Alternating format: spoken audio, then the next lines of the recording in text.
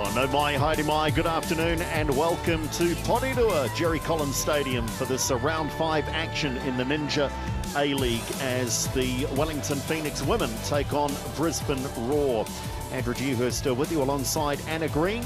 Relatively coolish conditions here today, and as is often the case, there's a bit of a breeze in Wellington for this one. Looking forward to it though. A Phoenix side coming off the back of their first win of the season. And Brisbane Roar, arguably one of the form teams in the competition. Anna, all sorts of reasons to look forward to this, not the least of which is the Phoenix are back at home after a couple of weeks with the international break. Yeah, look, it's great to see the Phoenix back in Porirua, and they'll be looking to build on the momentum that they had after that win against Adelaide. So a small-ish but appreciative crowd in readiness for the team's arrival out onto the playing surface here as the officials lead the respective squads out. And we'll have a look at the lineups because there are changes, but nothing too dramatic. But there is a bit of a contrast here because the Phoenix are 11th because of that troubled start to the season with 3 losses to get their campaign underway. But of course on the board, courtesy of that 1-0 win over Adelaide. Whilst the Brisbane Roar are flying pretty high. They're second on the table, and some would say, on the back of their 4-0 win over Western Sydney last time out, and a 3-0 win over Perth prior to that, that they are the form team of the competition. Some key players to have a look out for, and we'll talk about that as we go through the opening 10 or 15 minutes. But let's have a look at the lineups for this one, as indeed the teams line up for the pre-match formalities. And we start with the Wellington Phoenix, Paul Temple's side. One change from that win over Adelaide, and it's a good one for the Phoenix in the sense that skipper Annalie Longo returns. Liv Ingham is the player that has to make way. She's out of the matchday squad altogether. Temple likely to go in a 4-2-3-1 lineup, but may see them drop back into 4 in midfield when they are defending. For the Brisbane Roar, Alex Smith, 2 changes also from their win over Western Sydney. They're both forced upon Brisbane though. Tameka Yallop and Sian Fryer on international duty. But Marielle Hecker, the Brazilian, comes in, and Emily Pringle is also into the starting lineup. But we expect them also to be in a 4-2-3-1 formation. Interesting, Anna, that 2 changes, but new players into the lineups, and they're both wearing the armband, with Longo for the Phoenix and Hecker for Brisbane, so pretty handy to have them coming in. Yeah, absolutely. I think it's a good sight for Phoenix fans to see Annalie Longo back on the field, and to absorb the loss of Tameka Yallop and Sian Fryer is tough, but to have Hecker and Pringle come in, if any 2 players can do it, it's them. So Maya McCutcheon is one of the key players. How important is she to this next side? She's been the absolute heartbeat of the team since she came in. Her work rate, her versatility has been second to none, and I think the goal against Adelaide was the least she deserved for her effort so far. As Brisbane Roar just head across for a final chat before they head out onto the park, and likewise Paul Temple with final few words of advice. Paul Temple now well and truly established in this Ninja Women's A-League competition, and knows and understands the women's football landscape pretty well, does Paul Temple, as the Roar go into their huddle. They are pretty settled, you know. We talk about 2 key players missing in Yallop and Fryer, but 9 of their side today have started every match so far this season. So Alex Smith has really had that consistency.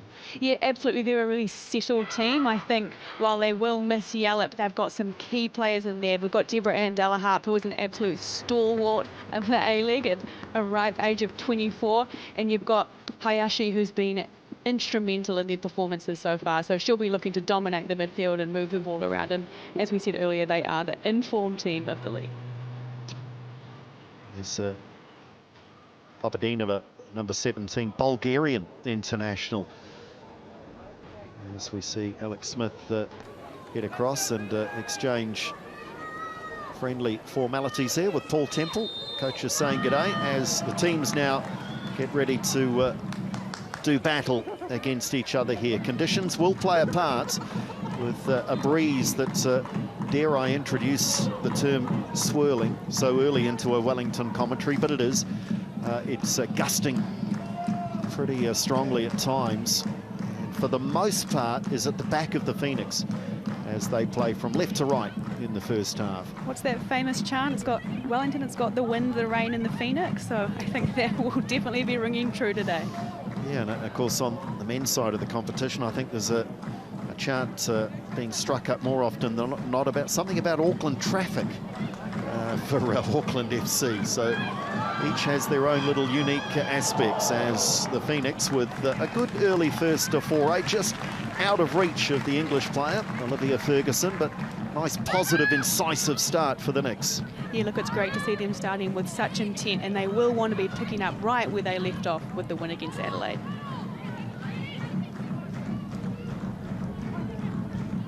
Chelsea Lissette, who is one of those ever-present players.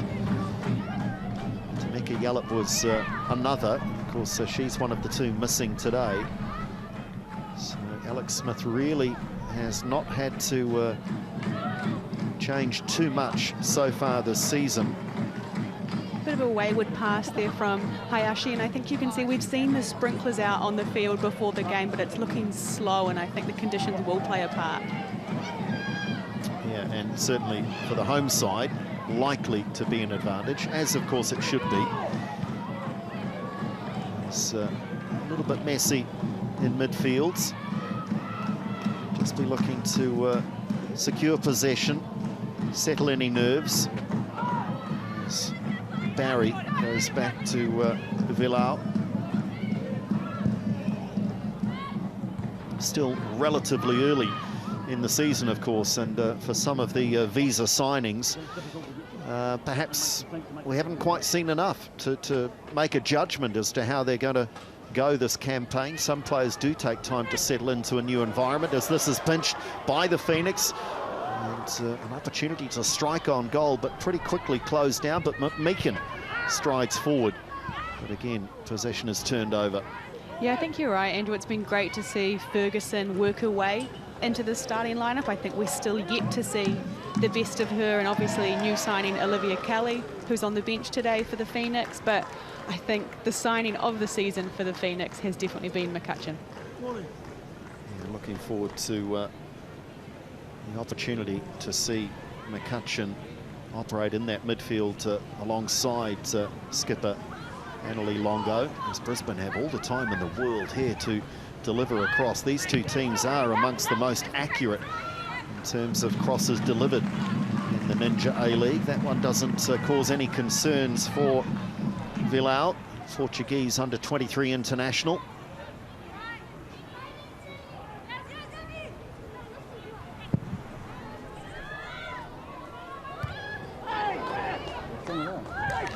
Really healthy battle for the ball there between Ferguson and Hayashi. I wonder if Momo Hayashi might have a little more license with Yallop not there in midfield, that she might operate a little more centrally perhaps. 2 goals last week. One free kick which had a generous deflection off a wall, but the goal was credited to Hayashi, but she could have to roll the sleeves up and take on a little of that responsibility with Yallop not there. Yeah, I think so. The way that Yallop gets the ball and moves it is instrumental to the way that the Raw want to play. So Hayashi's going to have to step in there. She'll be looking to circulate the ball and distribute it out wide. I was a bit surprised that goal was credited to her last week. Yeah, I'm with you. Yeah, I'm with you. I thought perhaps at first glance, I don't want to be Scrooge so close to Christmas, but I did think the deflection was healthy enough that maybe it might have gone down as an own goal, but it's in the books for Hayashi, and to be fair, she did score a lovely strike from just outside the area as well in that 4-0 win. Yeah, there was no debate over the second goal, and as a player, you'd be wanting any goal against your name for sure. Meakin, as is her typical approach. She will look to try and get forward down that right wing side from fullback if she's given licence to do so. Nice press here. Tanaka almost pinching it. And whilst the Phoenix are prepared to press, the Brisbane Roar are prepared to try and pass their way through it. That's lovely. What vision from Hayashi. Opportunity now down this right wing side for Delaharpe. Levin, optimistic from that distance. Shot did not make it beyond the defenders on the edge of the area.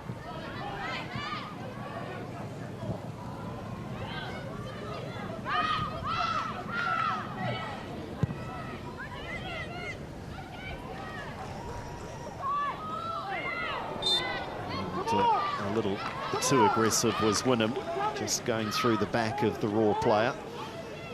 Yeah, I think there's already been some signs that it's going to be a physical game for sure.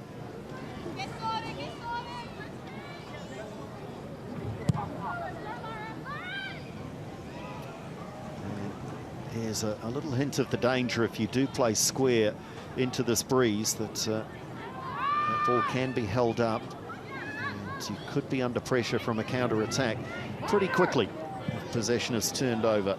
McQueen into that breeze. Here's the Raw trying to impress down this right wing side. It'll be their turn to give the free kick away this time. Delaharpe also getting forward. Both coaches listing a 4-2-3-1. Do you think they're going to stay in those respective shapes throughout? I think from the outset, yes, we're seeing really high pressing, but because it's been so transitional, we haven't quite seen that out of position shape. But what I do think is that the Phoenix wingers will drop down deeper into more of a 4-4-1-1. Offside here against Brisbane Roar. That's the key, isn't it? Being able to transition in and out of possession and have that flexibility. Can put pressure on and ask questions of players' fitness, but I guess as far as the Phoenix are concerned, Paul Temple knows he's got some good young talent on the bench if required.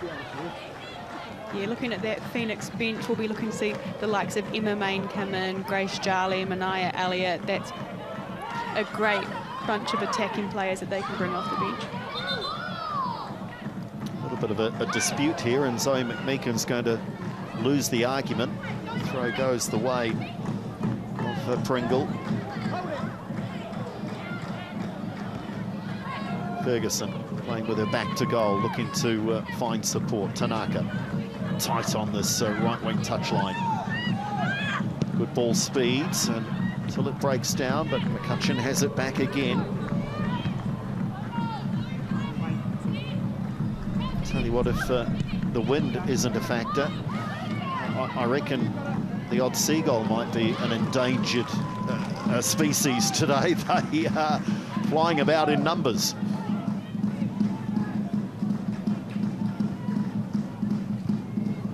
Wayward into midfield, picked off easily by Levin. I think we're seeing in this first, 8 odd minutes that both teams are having to adjust to the wind, and you're right, it does appear to be swirling because you can see the struggling to judge it and struggling to understand exactly how to play it, whether it's in the air over the top or slower balls through the middle. I think it's going to play a big factor today. You mentioned defensively for these two teams respectively, if they are both going to roll with this 4-2-3-1, that offensively on attack as well, vital that the wide players get up in support of the respective number 9s, in this case Ferguson for the Phoenix and Papadinova, who wears 17 for the Raw. They need support too when the ball is played to them. There is Papadinova now, lovely challenge on the edge of the area. Phoenix certainly look to be up for this physically, and Papadinova has stayed down. And Mackenzie Barry showing great sportsmanship here, just immediately checking on the Bulgarian. That was a physical but fair challenge. Yeah, I think she's going to have a tough day at Papadinova. I wouldn't want to be playing against Mackenzie Barry and Tiana Jaber. Gee, that had to be timed well. If anything, Barry goes with the wrong foot there, doesn't she? But her timing was perfect, and she does make clean contact with the football first. But You always just hold your breath a little when a player goes with that inside leg trying to make that tackle. Yeah, absolutely. And I think that's what we've seen in the evolution of Mackenzie Barry's game. Her first season in the A-League, there was a couple of penalties and a couple of last-ditch tackles that weren't quite timed right, because it isn't an unorthodox technique, as you pointed out. But what she's able to do is she's growing into the season. We're seeing a lot more of them being clean tackles. Evdokia Popadinova. Some concern for number 17. Don't see too many Bulgarian footballers, male or female, down in this part of the world. There's been the odd one, of course, odd high-profile one, but a bit of a trailblazer in the women's game. And has the one goal so far this campaign, but I reckon she's got a real bruise on that right hip. That's going to hurt. Barry involved again here, this time back in time to play the pass back to Villau. They will play this possession game. Like to keep the football, don't they, the Phoenix? Yeah, they do. That small ball brand of football that Paul Temple's introduced, and I think the back three that they started this season with didn't lend itself so well to that style, but now they're back to a 4. You're right, it has allowed them to get more support to the 9 and more numbers forward. They look a lot more comfortable with this back 4. Alicia Woods doing well. Hayashi under pressure immediately. To wriggle out of a tight spot here, Brisbane, and they've done it pretty well. That's superb. What transition. Hayashi now down this left wing side, looks up, glances. It's a handy ball to the far post, and Popadinova trying to get back into the game here, just keeping it in play. The Phoenix might have thought, was there an offside flag there, but no. And now Tanaka has given the free kick away. Looked a little soft, to be fair, but the whistle's gone in favour of the Raw.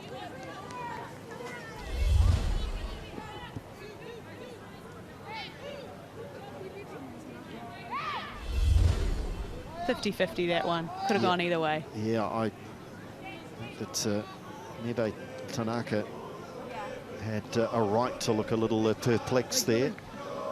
But referee stamping her authority on proceedings at that moment in time.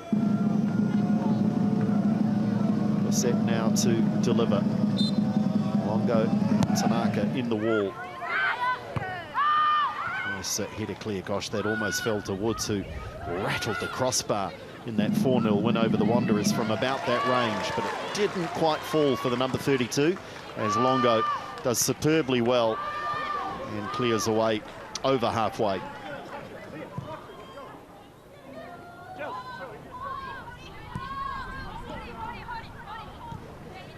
Raw able to just settle here. The Phoenix are slow to look to press, and at the moment it is Ferguson, the Lone Ranger. Now the midfield starts to join her and put some pressure on, and they've turned it over. Oh, nice turn, McCutcheon. Winnan couldn't thread the needle through to Ferguson. Those connections are going to be vital. Get into that attacking third for the Phoenix, and they have to involve Ferguson, and Ferguson has to involve the players around her.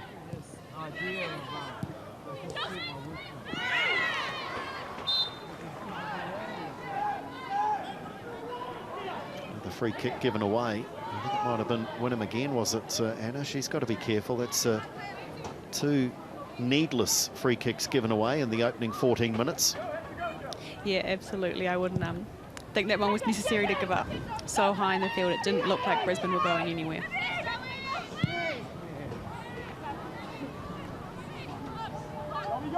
You can see it's on the opposite side that Brisbane are able to find free players. So if they can keep getting that switch, I think that'll be dangerous for the Phoenix. Popadinova, flag stays down, the Bulgarian into the area, and a good save by Villau. No flag, no whistle, and Popadinova can't quite believe it. I wondered if she was waiting for the flag to go up. She looked to be well clear of the defenders there. No, know, I thought the same thing. She'd gone so early, and then you see McMeekin on the far side that was potentially the one keeping her on, and that's never what you want from your far side fullback. You've got to be looking across the line there and making sure that when your centre-back step up, you're stepping up as well. It's a good save with the left leg from Carolina Villau. Certainly looked to be creeping inside the near post. Tanaka this time challenges strongly. Scrappy, isn't it, on this halfway line? Either side able to open out, get out of there. Hayashi now maybe tries to find some greener pastures, but she too runs into traffic. McCutcheon, little game of pinball. Now the Raw might be able to open out. An important challenge there from Daisy Brazendale, because that through ball might have been handy with Deborah Ann Delaharpe advancing. Now it's the Phoenix left wing side. Two in the penalty area, and a deflection almost catching out Olivia Sikani.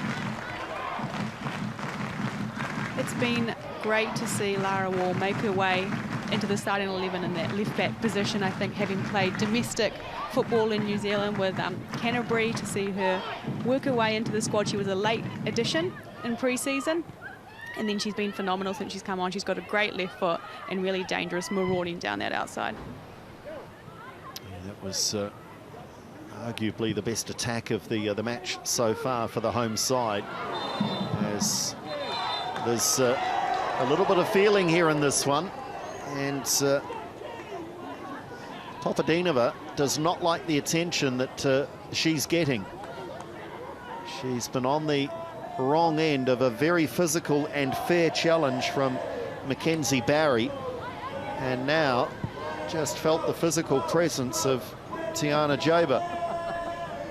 What have you done yourself, Ben?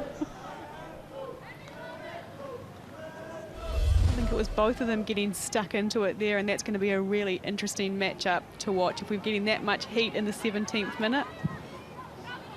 Yeah, do you know what, though? I get the feeling the Bulgarian's fighting out of her weight division. I think she might want to just call in some assistance, perhaps, but fair play to her. She's not taking a backward step.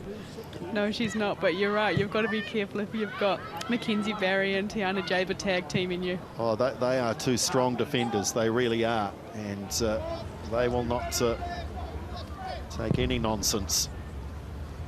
And it is interesting, Anna, and you picked up on it earlier. I wonder if it is a message from Paul Temple that let's be physically imposing, let's be strong, because the Phoenix, neither are the Raw, but the Phoenix are not taking a backward step in the opening 18 minutes. No, they're not. And what we've seen is we've seen some really intricate plays from Brisbane. They like to get their midfielders on the ball. They like to form triangles, play 1-2s around you. And when you're matching up to them physically, it makes them hard to do that. And it makes them not want to take 2-3 touches on the ball, and they're checking their shoulders before they're getting turned, because you know you're going to have a Phoenix player coming right up behind you. Nice touch from Wynnum. Gets it back. Now, can they turn out of a tight spot? It's this next pass that can be crucial. Just be prepared to open up. Shift the focal point of, if not the attack, certainly where possession is being retained. They've turned it over now. It's a real scramble there again. Brisbane Raw on the wrong side of the whistle, as Marielle Hecker was caught the wrong side of Jaber. And the defender doing a good job getting between player and the football. It's a feisty affair, and I'm enjoying seeing Brisbane rise to the challenge. You can see the conditions, the Pahudakawa and other trees higher up on the hillside to here in Porirua, just moving about, swirling about. A reflection there of Brisbane shading possession through the opening 20 minutes. Had the one strike on goal that forced a very good save from Villau, but other than that, they've not really threatened the Phoenix goal too many times. Longo now.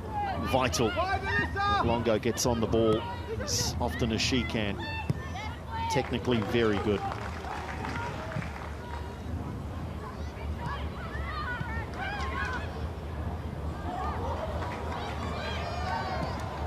Seeing some lovely skills as well from Wynnum. We know that she has a heck of a bag of tricks, Alyssa Wynnum. Yeah, Alyssa's ability to get turned in tight spaces and beat the first player is second to none, but what she really needs there is a Phoenix player coming off the front, wanting to link with her. Brisbane are a well-organised team, and the minute you beat the first person, there'll be another one coming through.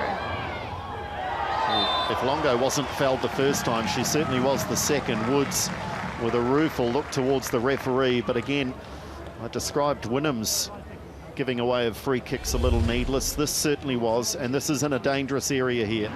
Yeah, look, you've got a player, ball at their feet, but they're back to goal. You don't need to go in and win the ball there. You can shepherd her back. She wasn't looking to turn on that one. So I think for Brisbane, this is putting them in an uncomfortable position and somewhat unnecessarily. And the breeze, as mentioned, is primarily at the backs of the Phoenix. So I wonder if Tanaka or McMee can fancy this. What do you think, Anna? Worth a strike? Yeah, absolutely. You've got Tanaka's got phenomenal technique on dead balls. And with that win behind you, you'd be wanting to get a strike on target. Sakani has her wall lined up to protect the goal to her right. 4 of them, there they are.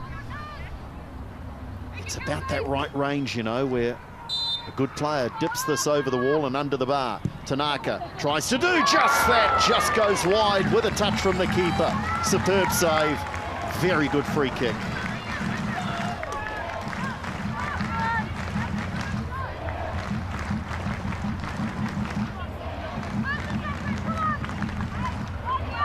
Levels up the save counts for the respective goalkeepers, and just a little warning there from Mebe Tanaka. She is a threat at set piece time.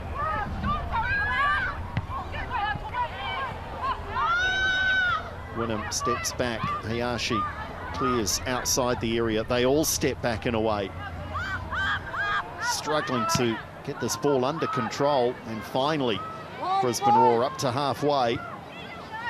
Yeah, the wind was playing havoc with that one. You could see that the players weren't quite sure how to approach it. Beautiful pass from Jaber. The flag is up though. Longo says Umi. And that is disappointing. If the skipper is indeed offside, she's looking right across that defensive line.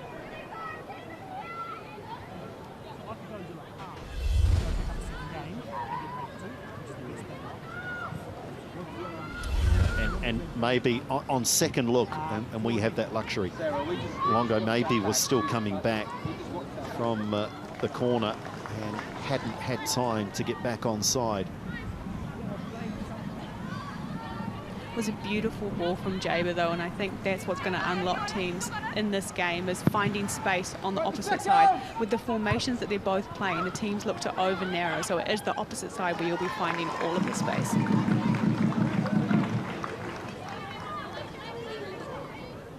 Cutchin, there, the 22-year-old American, scored the only goal of the match in that win over Adelaide. It was a scrappy goal, but when you've lost your 3 opening matches of a campaign, you'll take any sort of a goal. Hecker swings that across. Space here for the Bulgarian. Closed down. Superb defence. If they were a little lax early on in allowing the space, and then the shot goes wide. Well, Popadinova perhaps should have shot more quickly before she was shut down.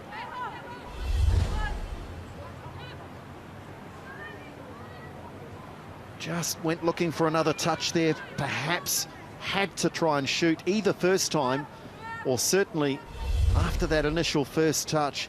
But wow, did the Phoenix players swarm Popadinova just at the last moment. Yeah, they did. It was a good recovery from the Phoenix players because that ball was straight across the face of goal. It was a great play from Deborah and Delahart and Hecker down that far right side. So action in both penalty areas within the space of 90 seconds or so. Tanaka, she might have underhit that for Brazendale, but all is well.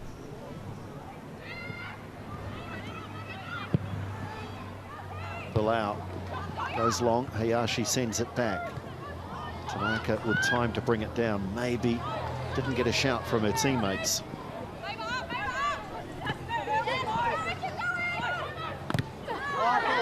that should be a Phoenix ball. Hayashi just dwelling there. Ferguson putting some pressure on Sakani, who's looked a little shaky with a couple of clearances, and there's evidence of that wind. Yeah, I think as a goalkeeper, when you get a back pass like that, that's bobbly, and you've got a headwind, it's a tough ask for anyone. Lovely feet from Longo, just creating her own space. Meakin, very central, very optimistic, with a little more power on the second attempted goal, but sailing over the bar. Yeah, it's not often you see Zoe McMeekin popping up in that position. She's normally touchline wide, but to see her there and getting a shot off is something that I'm sure the Raw weren't expecting. She's right up there on the appearance list for the Phoenix with 40. This is her 41st match for the Phoenix, yet to score. So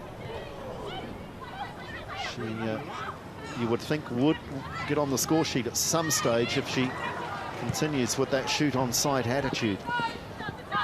Ferguson trying to put some pressure on here, but Varley very strong.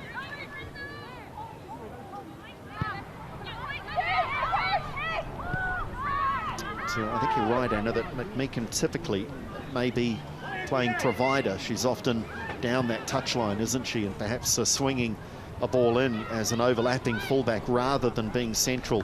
Talking of overlapping runs, as cross comes in again from that left side from Wall, this time not with the accuracy required. But Lara Wall's had more than enough space on 2 or 3 occasions now. The Raw might have to adjust. Yeah, the fullbacks are a huge part of the way that the Phoenix set up, and so getting them forward, unleashing some great balls into the box, that's a mainstay of the Phoenix play.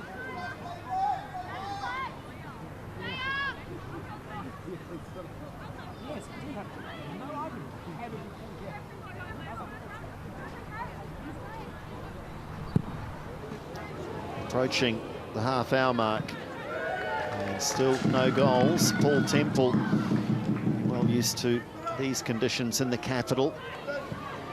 But, I'm sure a fair few training sessions have been played out in more than a decent breeze, so you would think these conditions do favour the home side. Longo hugging that left touchline. Support from Wynnum. They'll wriggle their way out of a tough little pocket there. The pass for McCutcheon. Almost finding the American inside the area. And in the end, the Raw will be pleased to have a defensive throw.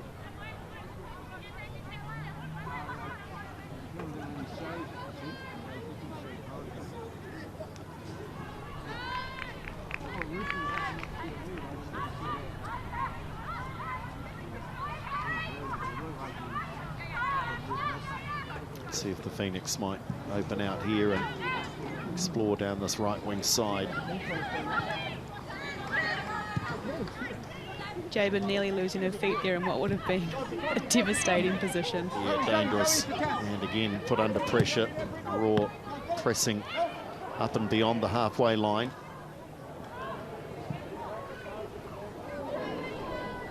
So, Wellington Phoenix favouring this right side of the park when they are attacking the Brisbane Raw. Early days yet, though.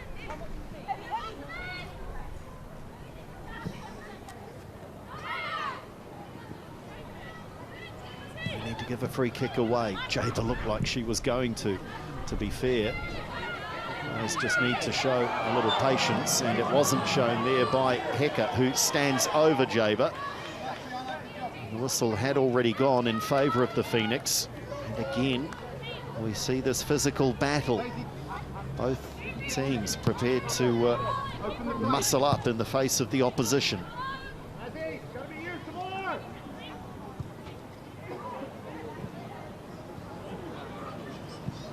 Longo almost settling in as a left winger. Anna, she's been very high on that left wing side for sort of the last 10 minutes or so, it seems. Yeah, absolutely. And what it means is that the shapes are quite evenly matched. You can see that when Brisbane get all of those players behind the ball, it goes straight into the Phoenix fullback and the press is on. Pringle getting around the back. Pringle, Villar was very slow off her line, but her timing was good. Makes the save. Pringle now crosses, and that'll be comfortable for the keeper. So again, Carolina Villar has saved the Phoenix on a couple of occasions in the opening half hour.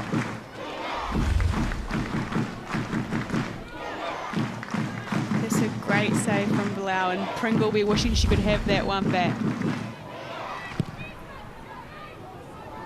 Concern there for Paul Temple will be the ease with which Brisbane are getting around the back of this back four. We saw it earlier with Papadinova, and we saw it again there with Pringle. It is the risk when you've got really attack-minded fullbacks that both want to get forward, that on transition you may leave yourself exposed.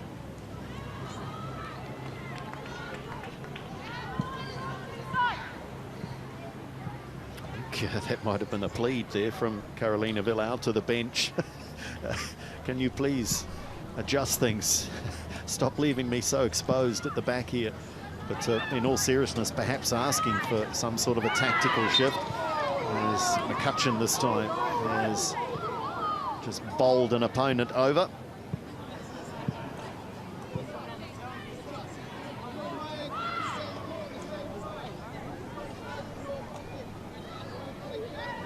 Average age through this Ninja A-League across the entire competition. Remarkable how young these squads are, and a reflection perhaps of the number of players that have been promoted out of this competition, picked up by other leagues, bigger clubs around the world. But it does mean that many of these teams are short on experience, the likes of 33-year-olds Annalie Longo.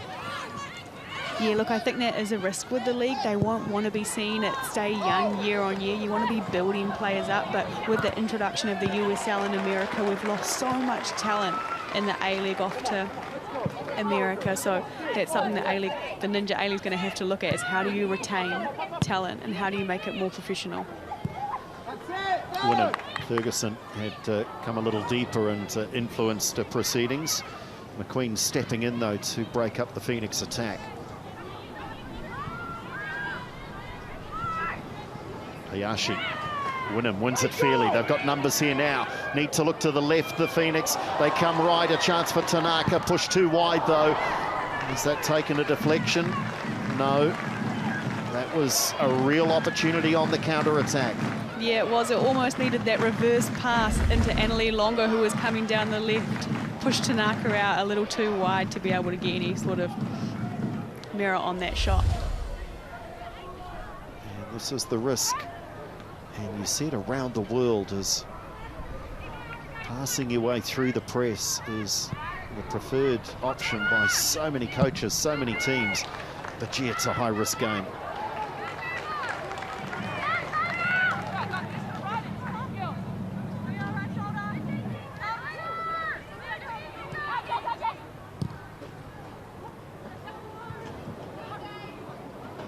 Wynnum.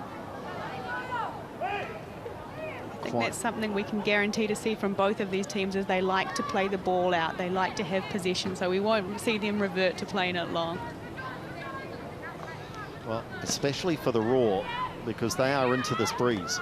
So, oh, now it's stolen away. Surely a chance is Longo onside. It's in the back of the net. The flag stays down. And Annalie Longo flees, says, come on, get on my back, I'll carry you.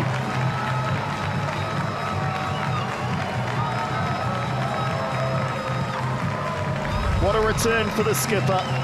Missed a week with the facial injury. It's a great finish from Annalie there. A hint of offside, but she'll be taking that one. And it's just as we were speaking about people's willingness to play out. They've had the Brisbane Raw defenders there looking so nonchalant with the wind coming at you, playing it so casually around to the back four. They'll be fuming with that one.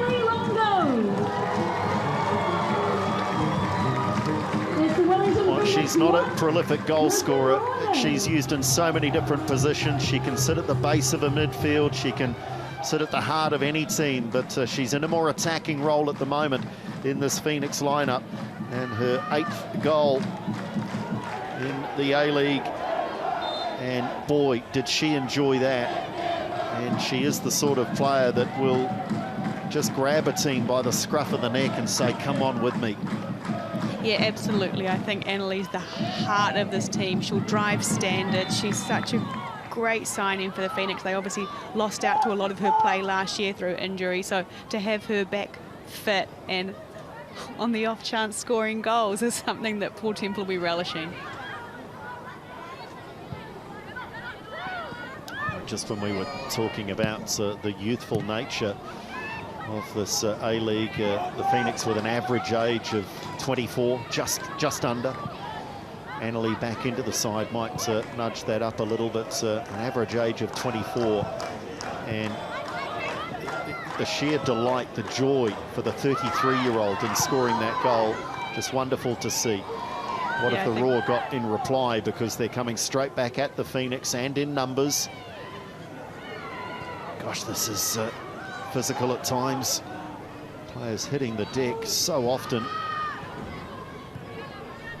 Phoenix just need to settle, consolidate, because the Raw look like it's sparked them into life.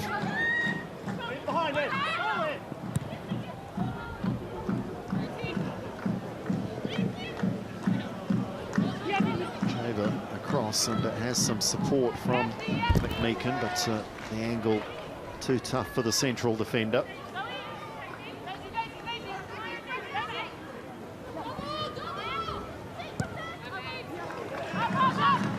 We saw the quality of Pringle last game when she managed to beat someone 1v1 and put it in the back of the net, so I'm sure the Phoenix will be aware of that. There's some confusion here between the officials. Phoenix certainly felt that was their throw with a deflection, but it's gone the way of the Raw.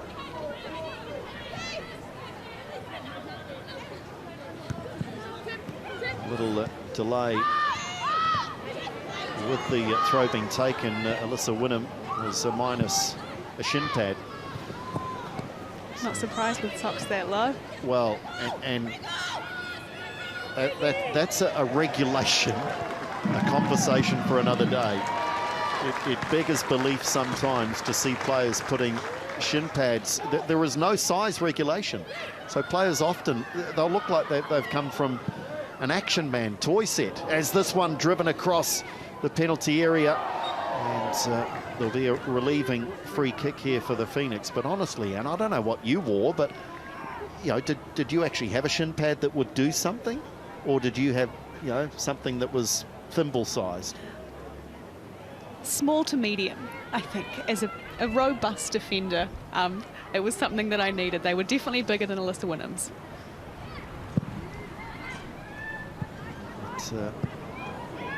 It is regulated, it is controlled, that players have to have them in. But what they've never controlled, FIFA, in their wisdom, it's one area. They could introduce a new law. Do they want more laws in the game? Of course they do. Brisbane Raw are going to persist in playing out here, and look at the high press now from the Phoenix, and that one almost straight into Tanaka. Gee, they're playing a high-risk game, the Raw. Villau is closer to halfway than her own goal line here. Away by Varley.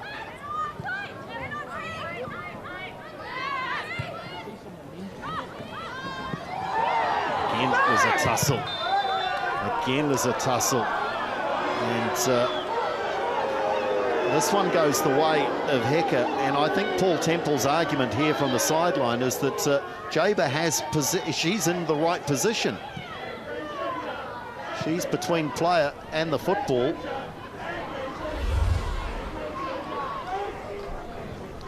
Yeah, if I'm Jaber, I'd be feeling hard done by on that one. I'm not too sure what exactly she's meant to do. I'm with you, Anna. It looked to me like all of the grabbing, all of the pulling was from Marielle Hecker. She found herself on the wrong side of the defender, but no damage done for the Knicks. And now there's some afters in the centre circle. This is threatening to boil over here. Where has this come from? I think a lot of this is frustration from Brisbane. They've played the ball into trouble again. Well, McQueen throws McCutcheon to the ground, then rolls over McCutcheon, who is on the ground, and Brisbane get the free kick.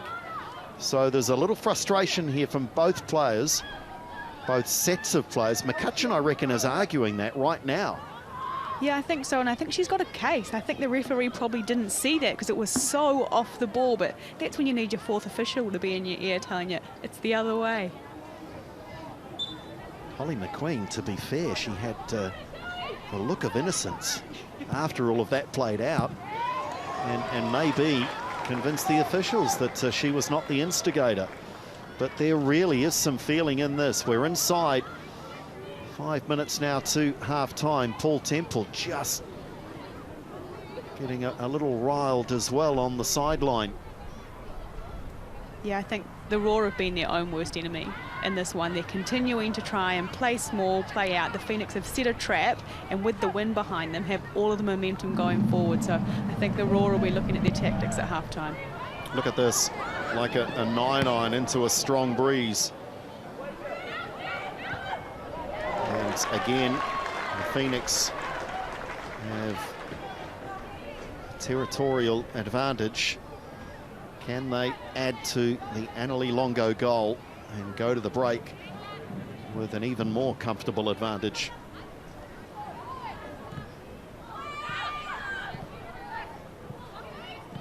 Razendale just lifts that back into that pocket. Well covered, though, by Chelsea Blissett. Hecker, who has been involved in a few flashpoints here, but the ball is out of play off the Brazilian. Composure required.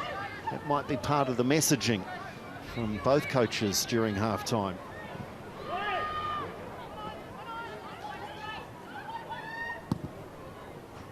Varley can't really clear the danger area, but the Phoenix can't control either wall now. The goal scorer, is she in the mood? Oh, lovely little shimmy. Sees a couple of players heading the wrong direction.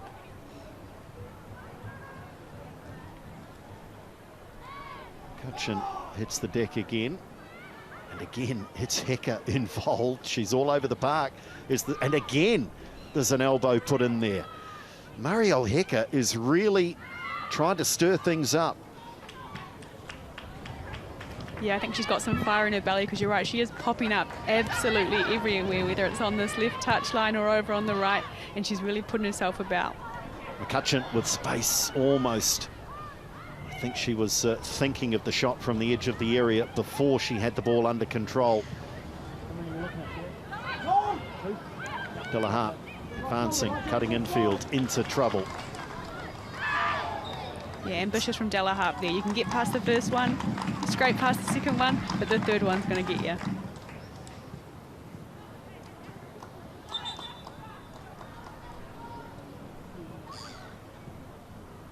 Well, perhaps it's the time away from the A-League. Maybe these players have just been itching to get back out there after the international break. Of course, the reason a couple of the Raw key players are missing, the Australian national women's team are involved in some friendly internationals outside of a FIFA window, Anna, which is interesting, and primarily an A-League side.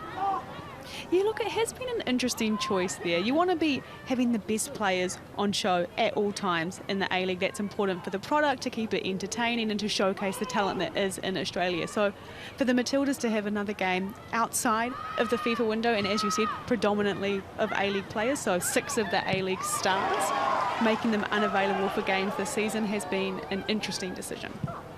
Varley really well controlled by the Raw central defender, and now Her opposite in Mackenzie Barry has to intervene, and she too defends superbly.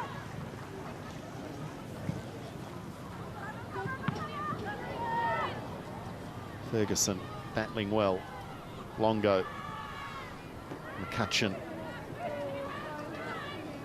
Got a Raw player down in back play. Meanwhile, the Raw continue. So Pringle into the area. Pringle with a superb goal. Oh, out of nothing. How is Pringle allowed to run for so long unattended?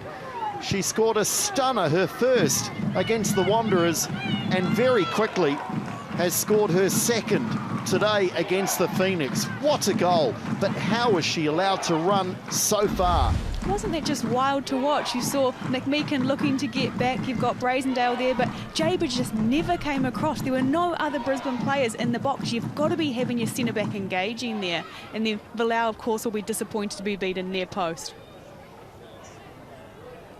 Well, and the first player there to offer congratulations is the skipper, who perhaps is trying to stir her team into action and has had a result there. Emily Pringle, if you haven't seen her goal against the Wanderers, go back and have a look at that on tape, because such a clever goal, skillful, intricate, but that was all about pace and just taking a direct approach and running all of 30 or 40 metres straight at goal.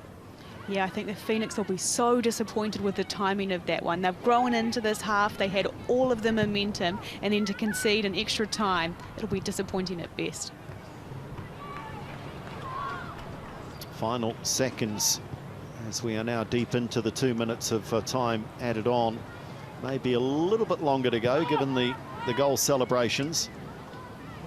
But that is something of a sucker punch.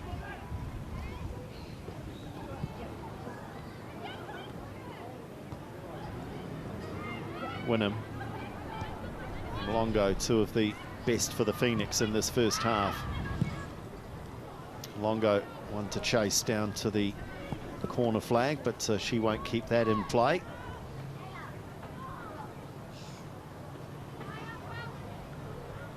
Both of the goals that Pringle scored, if you look at the last one and this one, they were solo efforts. She's made something out of absolutely nothing. And to be knocking on the door of Fryer for a starting spot, I think she's definitely put her hat in the ring. Yeah, Alex Smith has a couple of good headaches over the coming weeks as Tamika Yallop and Fryer come back into the frame. But at the end of this first half, there's a feeling of the air's gone out of the balloon for the home fans. They look to be headed to the sheds with a 1-0 lead, but Pringle responding right on the stroke of half-time with an equalising goal, cancelling out the opening strike from Annalie Longo. Half-time here in Porirua, it is Wellington Phoenix 1, Brisbane Roar 1.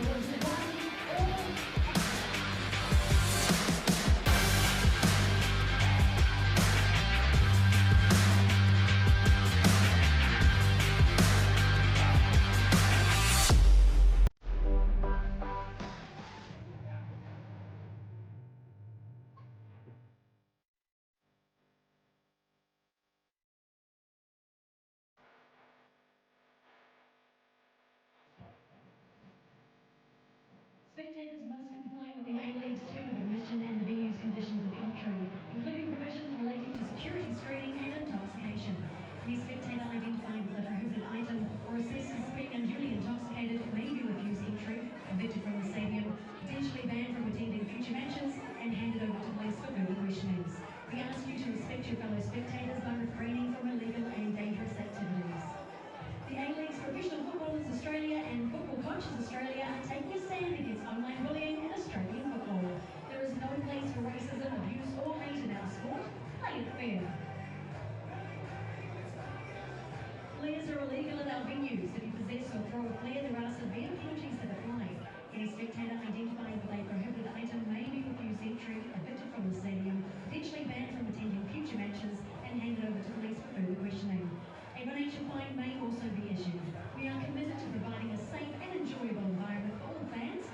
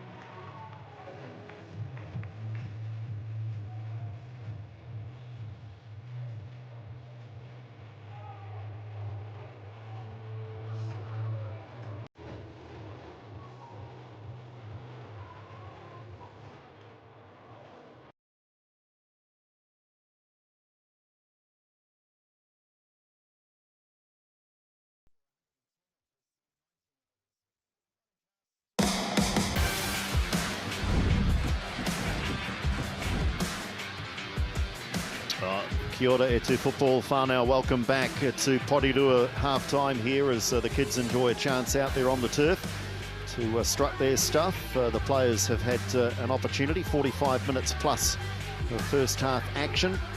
Anna Green alongside me, Andrew Dewhurst. What have you made of the first half? 1-1 on the scoreline, but Phoenix will feel a little bit less happy of the two, given they were in the lead and looking to be in control. Yeah, look, I think any time you concede an extra time of a half is rough. So I think they'll be licking their wounds in the changing room. Well, they've had a high press and it worked because they nicked it off Brisbane. And Annalie Longo defied the offside flag. It stayed down, and look at the skipper jumping for joy. And they'd taken a lead, but they gave it away in rather soft fashion because Pringle was allowed to run and run and run and score. And we'll see it in a minute. This is a carbon copy of an earlier chance, and she's done better this one, and she's put it in the back of the net, beating Villau near post. Well, let's have a look at the tail of the tape and see if that helps either reinforce or tell a different story. And I guess those numbers, they reinforce the scoreline. It's pretty even across all areas. Is there anything there, Anna, that stands out for you? No, in all honesty, there's not, and I think that's what paints the picture, is that it has been a really even contest. Brisbane starting the better of the two, Phoenix growing into it, and there's not been much between the sides. I wonder if the wind will play a factor in the second half, but I think the amount of passes that both teams are having is showing their intent and that they do want to have the ball down. They want to be playing, and we saw for the Phoenix's goal, that was to Brisbane's detriment. Let's have a look at a few of the missed opportunities, because there have been a few. First up for the Phoenix, they haven't drawn too many saves out of Olivia Sekani, but they have threatened on occasion. This was Wall down this left wing side getting forward, the fullback. Tanaka, this is a great save. We think that's just creeping inside the post. A couple of other opportunities from long range, and this was one where Tanaka was forced a little wide. Now, the chances we're going to see from the Raw, Anna, they tend to involve the keeper a little more. They are putting a little more heat on Carolina Villau. Yeah, absolutely. I'd call those Phoenix chances half chances, whereas when we look at some of these Brisbane ones, they're clear cut. And this is the first of two or three where they get around the back of the Phoenix back four, caught a little square, or in fact, one player playing a little deeper and ruining any hopes of offside. Now, this is the one you alluded to. Yeah, absolutely. This is similar to the goal, and she looks to take it with her right foot and go to the far post, but Villau's up to it, and then you'll see with the goal that she goes the other way and gets the better of her. Oh, it's a bit too much for some. Hey,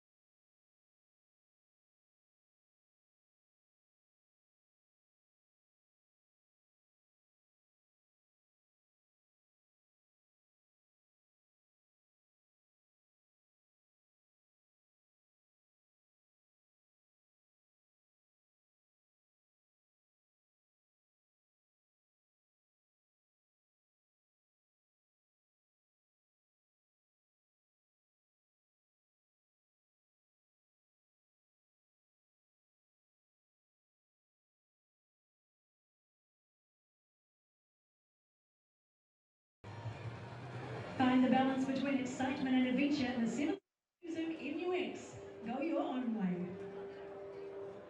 Get ready to cheer. Just like Liberty supports the A-Leagues, they're on your team too. Whether you're planning a holiday or buying a new home, they could provide the assist you need to kick your free thinking goals. Liberty, loans for free thinking. With Ninja.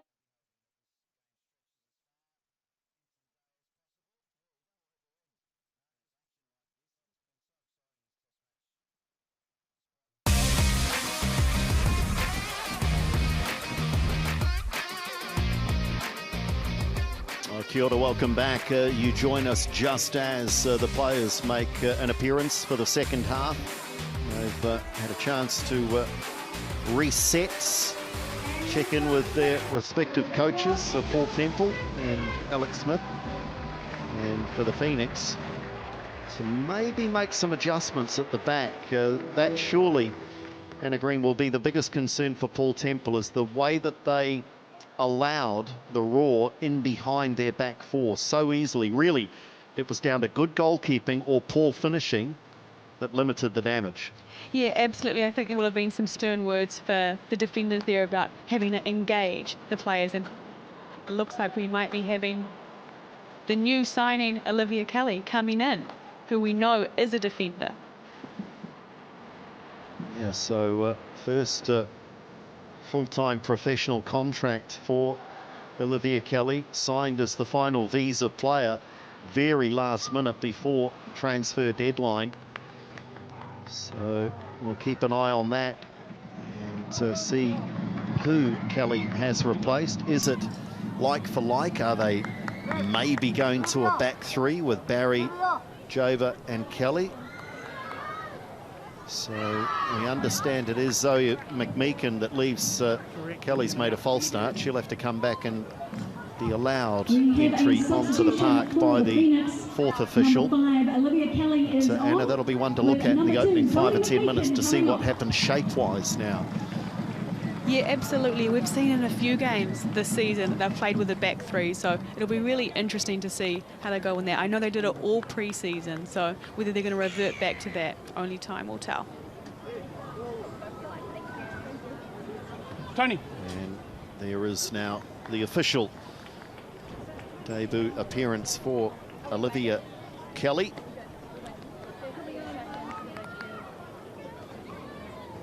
She's certainly resilience. In 4 years in the college system, started every one of the 60 matches that she was available for, that they played. So she, I guess, is well prepped for professional football in that sense. Yeah, absolutely. That's pretty unheard of, given that often the college system involves games on Friday night and Sunday. So playing 2 a weekend for 4 years is no small feat. Tell you what, I reckon the referee, the officials have to keep a close eye on this, because within 30 seconds of a restart here, there's a bit of a clash. And Holly McQueen was involved again. No free kick, no whistle on that play. Wynnum tried to just flick that over the top towards Ferguson. Now Ayashi is dragged down, and I wonder if that is the first booking of the contest. the irony there, and listen, it's deserved. She's grabbed the shirt and pulled her back. The irony is it's a lot softer than what we've seen in some other moments in this match. Yeah, look, and I think that was the anguish on Daisy Brazendale's face. She's saying, people have been doing that all first half. Why is it me that gets the yellow card? But I think what we've seen there is the ref looking to rein in any aggression early on in the half. Yeah, Daisy, I think, perhaps suggesting there's been a bit of WWF going on here, and I've just grabbed the shirt and I'm in the book.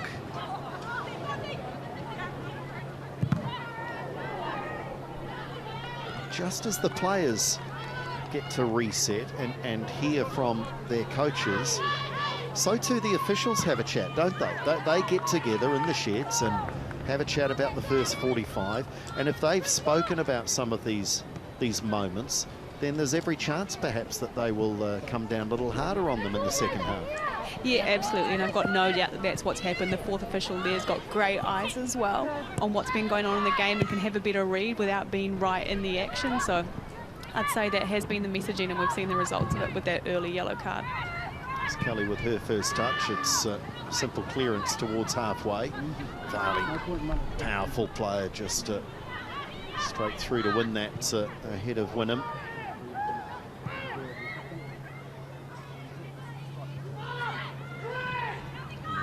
Now the pressure on the Phoenix playing into the breeze. Will they too try and play out from the back? And will the Roar press as high as the Phoenix did? Yeah, any hopes of that wind subsiding have been dispelled, because it still looks more aggressive than ever. And I think, not really a betting woman, but if I was, I reckon that's a 1-goal wind. Which counts in the Roar's favour, given that they've got to the break level at 1 apiece. Yeah, absolutely. Hecker. Longo, the scorer of the Phoenix goal. Clever feet. Gets Wynnum striding forward, tries to return the pass for Longo, who won't keep that in play, despite the best efforts of the now veteran.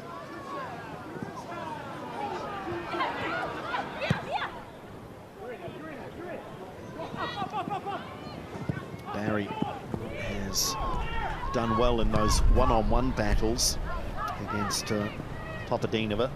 The challenge for the Phoenix central defenders is when the ball's been played over the top for strikers to run onto. They've been caught a little high up the park.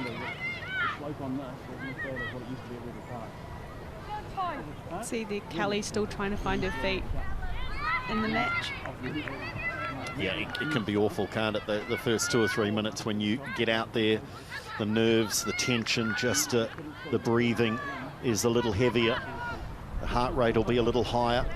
Particularly as a centre-back, I think more often than not, you have 2 in and they play the 90 minutes. That's not often the first sub of the game. And it looks like the Phoenix have stuck to a back four, with Kelly coming in at right side centre-back and Jaber going out to full-back.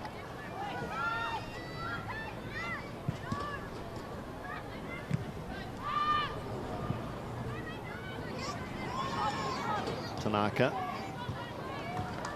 Well, covered on that occasion by Alicia Woods.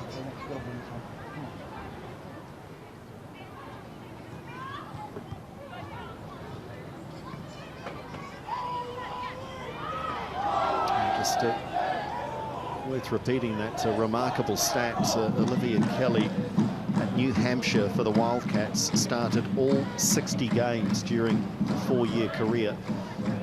And resilience is crucial as you make your way into the professional game. Hecker, in fact, it was... It might have been another run from Pringle down the side, much like her first half chance and the first half goal. So she's still causing lots of trouble for the Phoenix down that left side.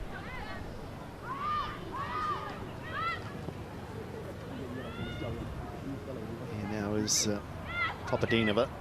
Oh, beautiful piece of skill. Couldn't quite get it back, and then threw herself into the challenge. May have come off second best. The wind just carrying that one beyond the far post.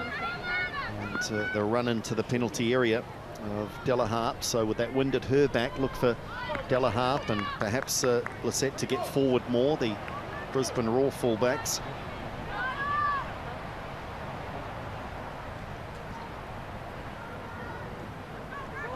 What else the goal did and has done, just silence the home support.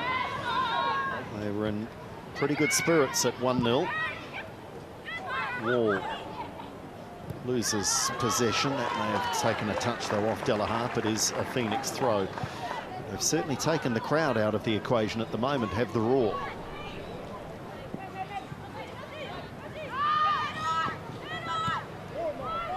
Hayashi.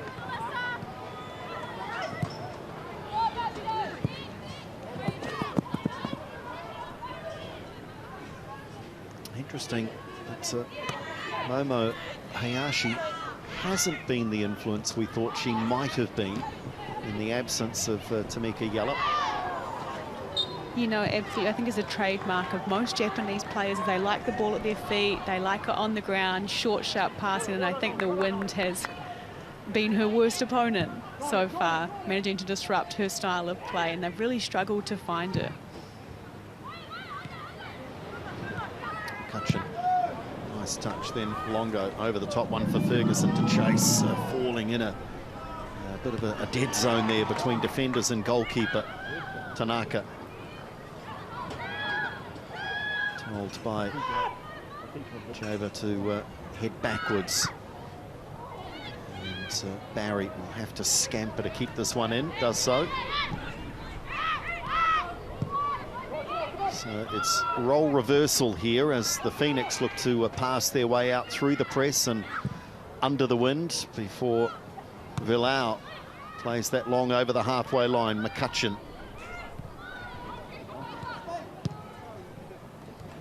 Wall for Longo. Similar players in stature down this left wing side for the Knicks. And Wall might get around the back of Varley here. And Varley just so strong. That certainly was not a fair fight. You know, the minute Varley gets herself between the opposition and the ball, I think that's a bit of a dead rubber. Promising, though, for Lara Wall to be so far advanced down that left wing side. So, and good for the fans that the Phoenix clearly still have attacking intent.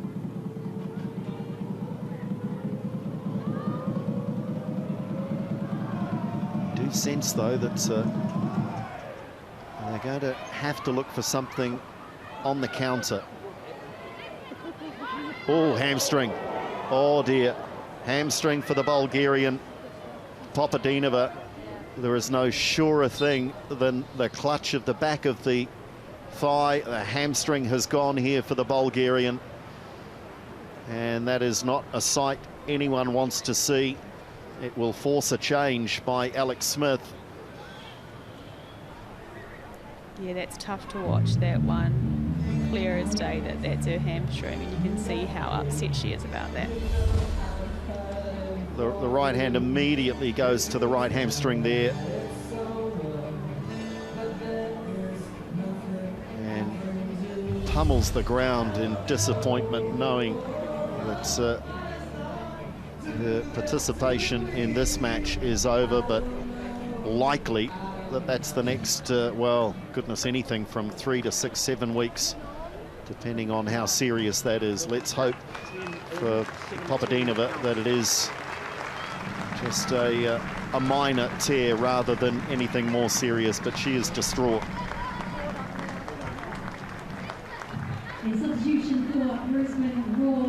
Things have gone from bad to worse for Brisbane, having to absorb the loss of Yallop, Fryer, and now Papadinova. Grace Kuilamu is the replacement player, so that looks to be like for like. And Kuilamu now will lead the line for the Raw.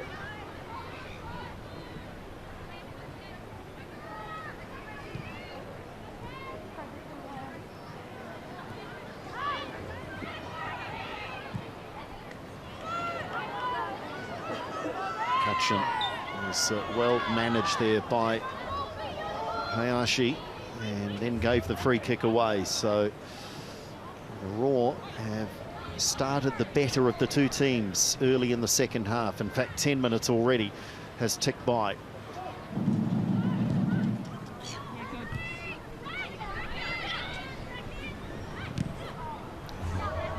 Half chance there for the substitute. First involvement in the game was a half volley snapshot towards goal, not on goal though.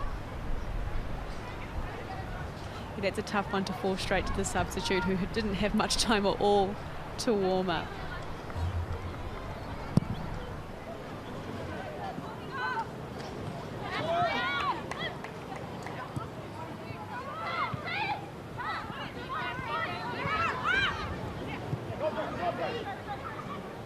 Barry. Brazendale, pretty tight. She's had a clip on the right ankle, has Daisy Brazendale. Hopefully she can run that off, but the danger here as the Phoenix now forced into trying to play their way through this press. You could see straight away the minute that Heka won that, it was looking right out to Pringle immediately to try and exploit the space down that left side and get that 1v1 battle between Pringle and Jaber.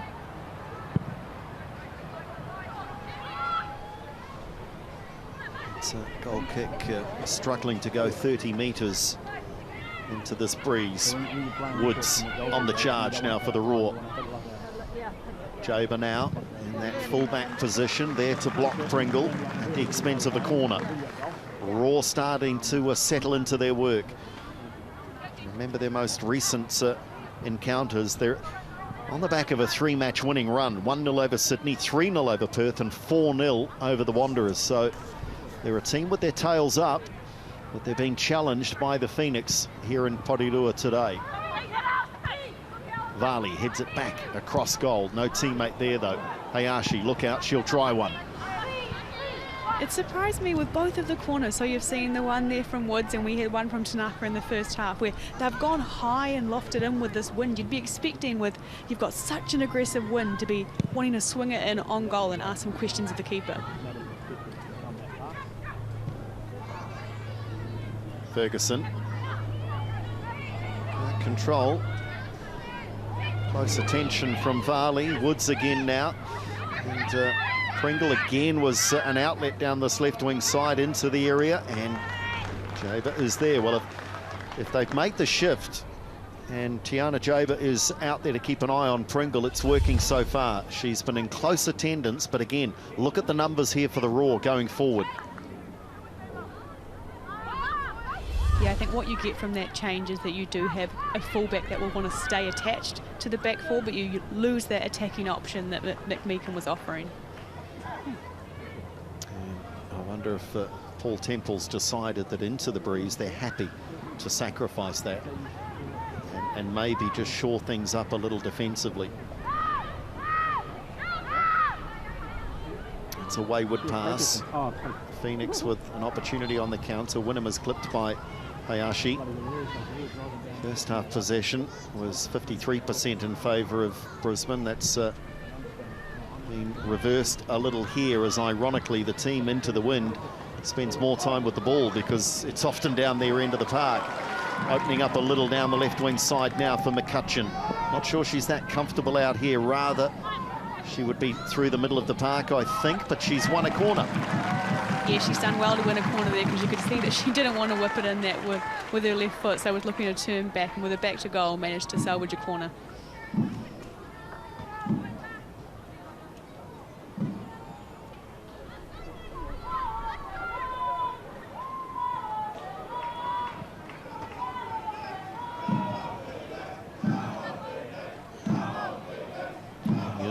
Home fans find voice again as a rare attacking moments. 15 minutes gone, second half. They go short. They allowed Longo some space too off that near post. The ball in when it eventually came though was behind the attacking players. Wall needs to be careful here. Clever little ball to Ferguson. Tanaka, nice from the Phoenix. Wynnum, can she bring out a trick or two in the area here? She wriggles past a couple and just goes beyond the far post. Trying, I'm sure, Wynnum to curl that into the far top corner. Somehow she created space out of nothing. She had luck on her side there, I think, against those two defenders. It fell nicely to her, but love the confidence of being able to run at them and create something out of nothing.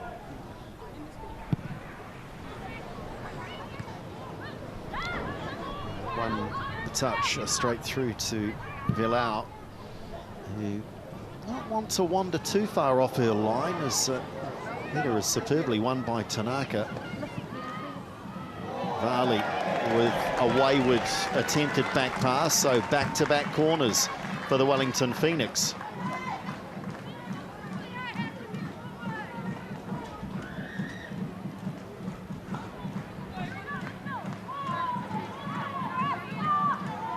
Can they make the second opportunity, this time from the right wing side, pay dividends? Tanaka away by Varley. They've got to try and get this set piece away from the tall central defender. Leah Varley is odds-on favourite every time in a headed duel.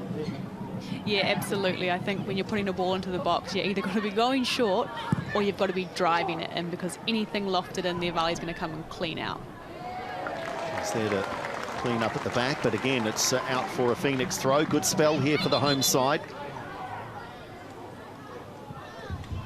And we have a substitution for your Wellington. Changes coming up here. Paul Temple just dashing down to have a chat with Annalie Longo as Mania Elliott is on.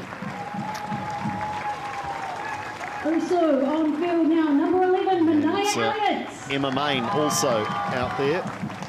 So Brazendale replaced by Elliott and Emma Main replacing Tanaka. I think in all likelihood we'll have Main and Elliott go out wide, which will mean that Annalie Longo will drop into the midfield where Brazendale was playing. That was the message, you reckon, from Paul Temple, just to the skipper to say this is the adjustment, this is what we're changing. As Elliott's involved straight away, that'll count as a shot on target. Didn't have any power, but immediately with a sighter there from Mania Elliott, her 21st appearance for the Knicks.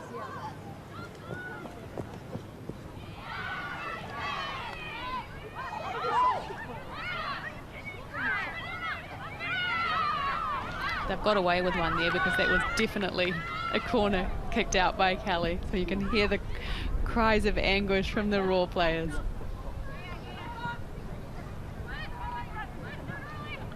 Brisbane have dominated opportunities in the penalty area.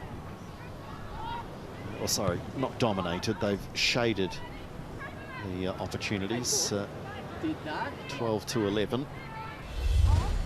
Yes, we have another look at the replay here, and Kelly there with a decent little touch. That's good though. That's good though, Olivia. Just keep that innocent look on the face and you'll go a long way. She did not give herself up there to the referee.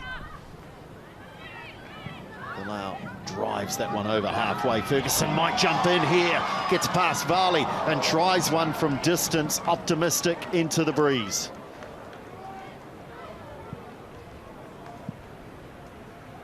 That wind playing havoc again when you've got a ball coming down like that. You think it's going to run all the way through, but you could see it held up there, and the two centre backs who aren't used to playing in these type of conditions didn't quite know how to deal with it. Ferguson making the most of it to go through on goal, but the shot left a little to be desired.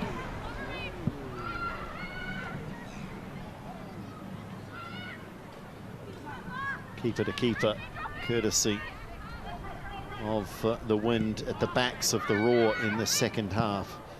Bilal, the Phoenix, perhaps not going to make the same mistakes as the Raw in trying to play up. Varley getting a long way forward. It was a good run by the centre-back. And McCutcheon back there defending as well. It's a scramble on the edge of the area. Still, the Phoenix can't get it away. And now Elliott's with a header towards Ferguson, who desperately was trying to get there to deliver a pass for Emma Main on that right wing side.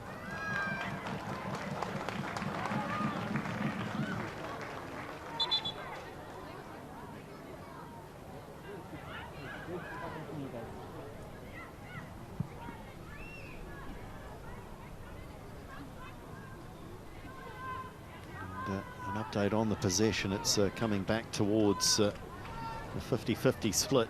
There is little to separate these two teams.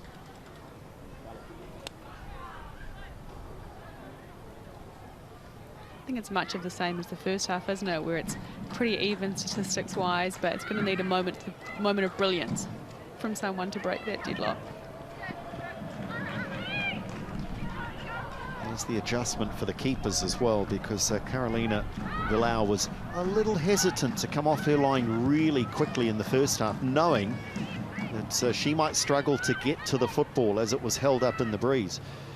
It's on that occasion knowing that anything coming towards her has the wind behind it, so a little more confident to come off her line and win that race.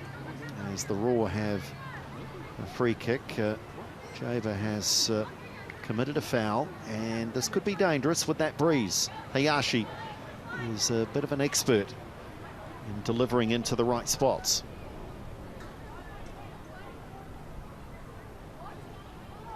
And Leah Varley has come forward on the edge of the penalty area, and she will surely be the player that Hayashi has uppermost of mind.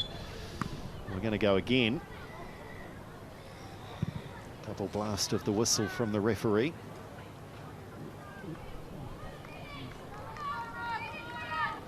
This could also, Anna, be a test of Carolina Villau. How confident is she?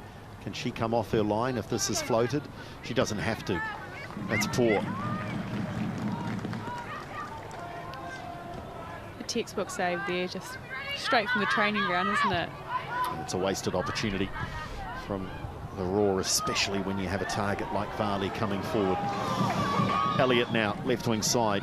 One thing you'll certainly get from Elliott and Main is plenty of energy, plenty of attacking intent from the two wide players. McCutcheon, lovely cushion pass for Longo. No width now for Longo. Everything is to her left. Checks back onto the left foot, beats another one. Longo with the shots! Oh my goodness me!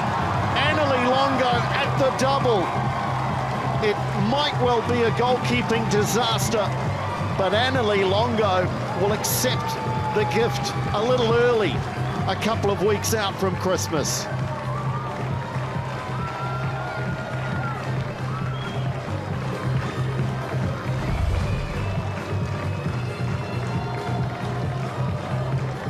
Well, all I can think of there is that Sakani is unsighted. Does she think, or is there in fact a touch off Varley? If there is, it's the slightest of glances that just puts the keeper off, but you still think the save's going to be made. Yeah, absolutely. That was hard to watch back. I think Varley coming across and attempting to do it has meant that it has been hard to see for Sakani, but you'd still be expecting her to be able to get a hand to that. You could see the shock on Annalie Longo's face. What was it? 53 appearances and 2 goals, both of them coming today. She won't mind that at all, though. Yeah, I don't want to be disrespectful here to Annalie Longo, but I don't think when that left her left foot that she felt she was going to score. She just didn't get the purchase. She was trying to, but it crept in, and that's all it needs. 2-1, Phoenix back in front.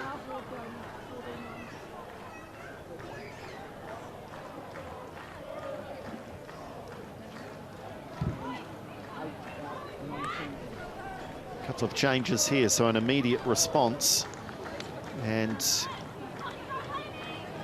Tamar Levin, who's been relatively quiet, replaced by Sarah Kruger, and Lainey Fryer replaces the skipper, Marielle Hecker. We might not have Sian Fryer on the field, but we've got her younger sister, Lainey, coming in for her Brisbane Roar debut. Well, I wonder, Anna, whether those changes were about to happen anyway, or if they are an immediate response to going behind.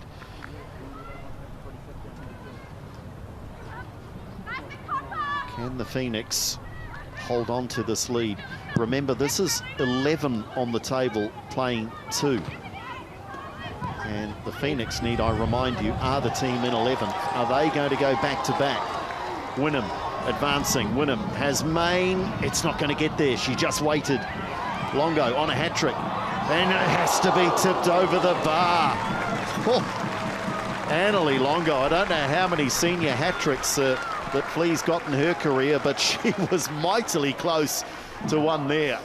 Yeah, look, I'd be saying I think she's probably got all of none, but she's got a taste for goal and she likes it, and this definitely needed that save and that hand over the top. Given the injury troubles she's had over the last couple of years, isn't it just wonderful to see her out there performing back at the top level? Yeah, absolutely. She had an injury-ridden season last year, and that was really unfortunate for the Phoenix. They needed her. They needed her leadership. They needed her quality on the ball. So to see her back in the lineup, playing well, it's great. The Roar have got gas in the tank, and they will continue to ask questions of the Phoenix. And look at this as Wynnum gets in the face of Della Harp. They're frustrated, aren't they, the Roar? They look to be a side at times under pressure. We've seen McQueen react. We saw Hecker 2 or 3 times. And on that occasion, Delahaye did not appreciate the close attention of Wynnum. Yeah, I think this last goal's really rattled the Brisbane Roar. They're a team that's used to winning and being on top, so it's going to be really telling to see how they react for the next 10 minutes. Oh, and that just underlines it. That is needless and unbelievable that there's no yellow card, given the yellow card earlier for Brazendale for a grab of the jersey. Again, that's a throw. That's a full body throw. Yeah, it's definitely shone some light on inconsistencies in the refereeing there. Composure, we spoke about it going into the break, that teams will need to stay cool, calm and collected. And substitution for the Wellington Phoenix. As Number 7, Grace Charlie coming in. Number 10, Alexa Wall, who was headed for a word with Paul Temple, but it's Wynnum who's leaving, and she's just looking at the left ankle, I reckon, Anna, and she did get clipped earlier, didn't she? So perhaps an injury concern here for Wynnum, but certainly an able replacement. Not like for like, though, different players, but Grace Charlie will certainly ask questions of the Roar over the closing 16 or 17 minutes. Yeah, we've seen the quality of Grace Charlie in the A-League for a while now, and particularly when she plays for the Football Ferns as well. She's a big physical presence. She puts herself about, works hard defensively, and has that real quality 1v1 going forward. So both coaches not shy of making changes. Paul Temple has energy, a bit of pace, and youthful vigour in the shape of Main, Elliott and Jale. And you would think most of their work, of the 3 subs, most of their work is going to be in the attacking third. So they're not sitting back on this lead by any means. Ferguson, strong in front of the challenge of Vale, holds it up nicely. Longo now operating in that central midfield.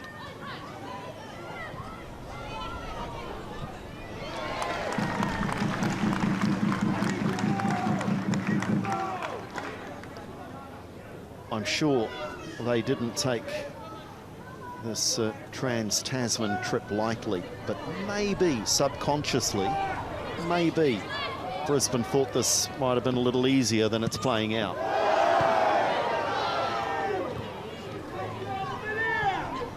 I think with the Phoenix form on the last game, you wouldn't think so, but it has been hard for them. Like I said it about 4 times today, when you've lost your 2 best players in Yallop and Fryer to come here, it's always a tough flight into Wellington. It's a long travel. You've got completely different conditions to what they're used to in the temperature, the wind, the way the ball's holding up. So I think they would have been ready to go, but this Wellington side has turned up and got their tails up after their win against Adelaide.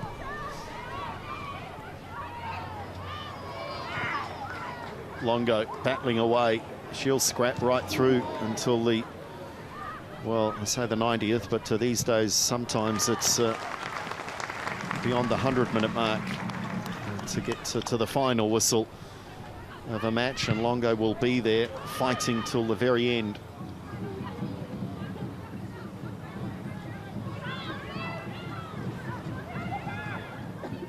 Brisbane just need to find that tempo, as Villar will be off her line comfortably here. Left Benfica, one of the top flight European clubs, looking for first team opportunities, and so far looking to be first choice here for the Phoenix, as the Roar are favouring either wing rather than attacking through the middle of the park. Ferguson, geez, she's battling away, isn't she? The English striker not shy of doing work in midfield. Oh, and that There's a nasty challenge from Woods into McCutcheon.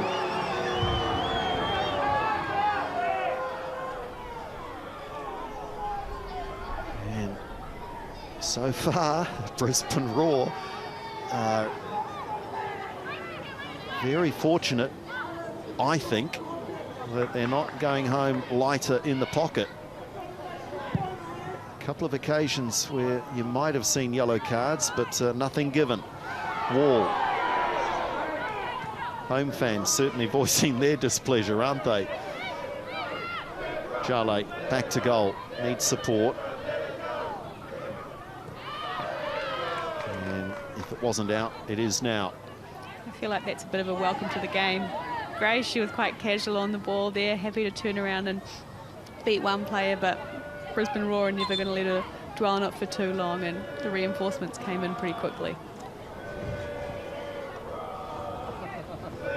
Breeze, if anything, is picking up in intensity.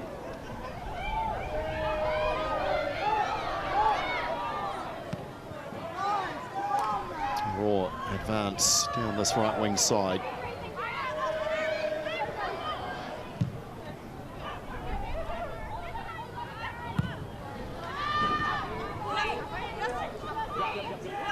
Can't get away from this side of the park at the moment, the Raw. Succession of throws. And look at the Breeze just taking that away. No chance for Kuilamu to try and get on the end of her own flick on.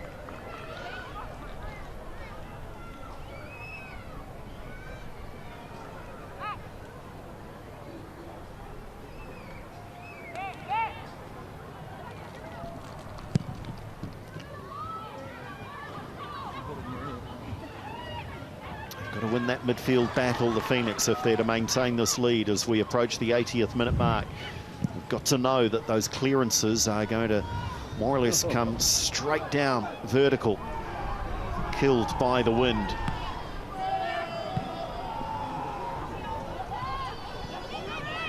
McCutcheon sends that left wing side now. Main's come across and made the switch with Elliott. Main on McQueen.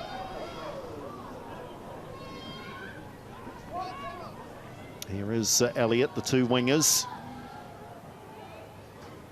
Both involved in the action.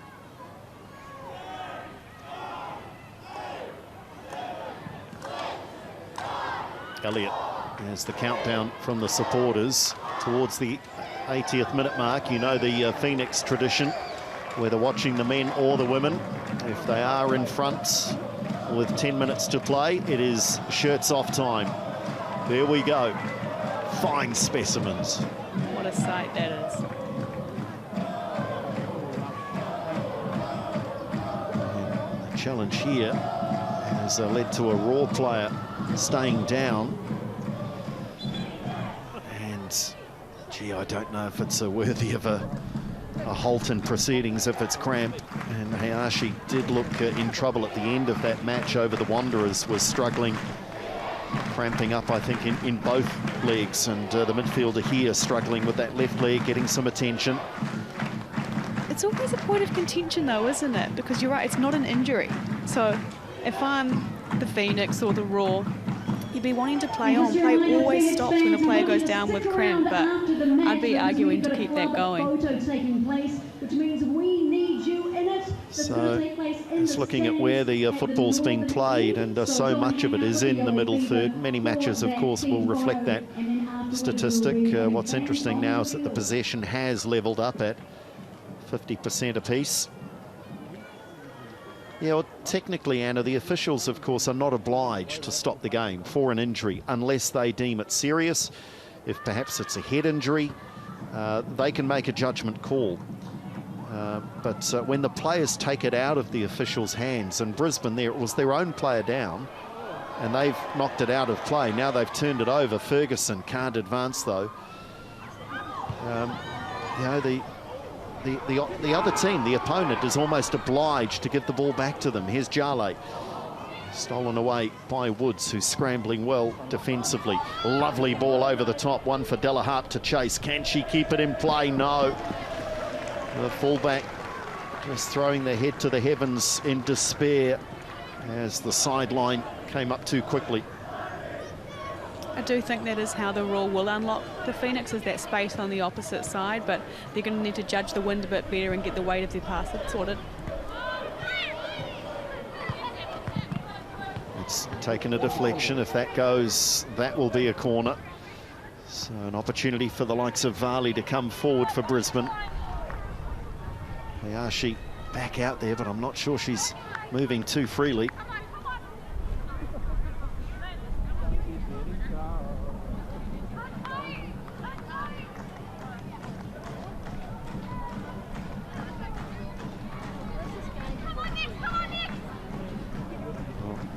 There is some hope for Wellington Phoenix fans, as that a corner is onto the roof of the goal, just eluding the crossbar, so not troubling Villau. But the Wellington Phoenix are yet to concede a goal this season between minutes 76 and 90. So if they can keep that stat alive, they will hold on to the 3 points here, but they'll be under pressure. No doubt there will be at least one or two half chances for the Roar in the closing moments. The question is, are they good enough to take one?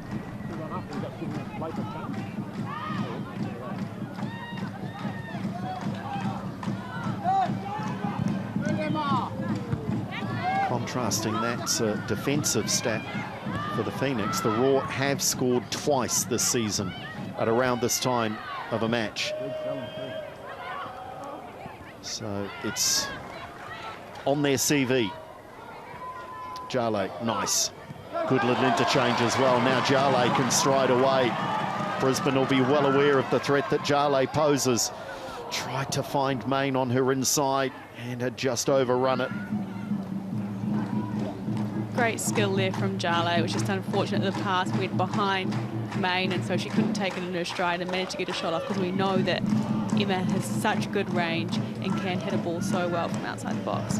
I did wonder there whether Jale might have just pinned her ears back and tried to get around the back of the Roar defence, given that she had a head of steam up. This might be a repeat, you know. Is Delahart going to keep this one in play? She does on this occasion. Lung buster there for the fullback late in the match.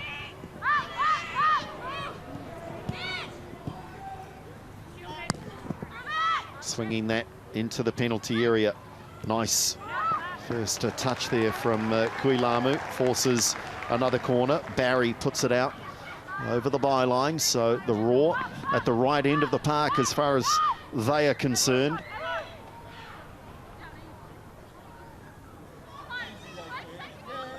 Just need to get the delivery right.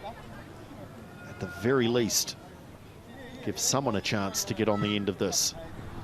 Again, looking to put pressure on. What a save that is by Villau at the far post. Varley is always going to be the threat.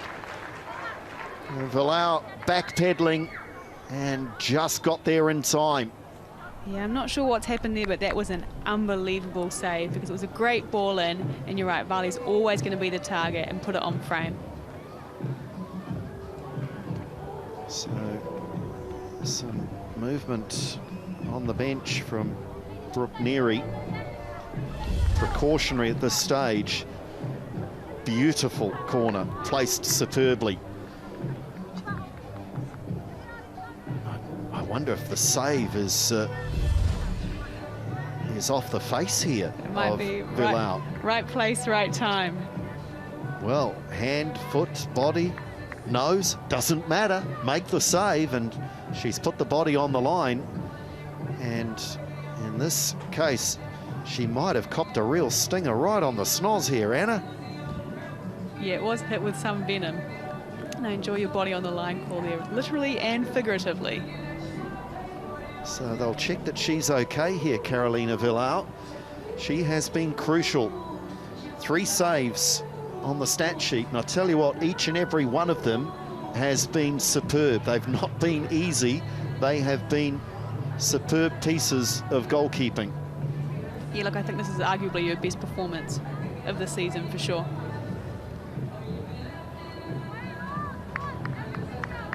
what this will do is stretch this game well beyond the 90-minute mark.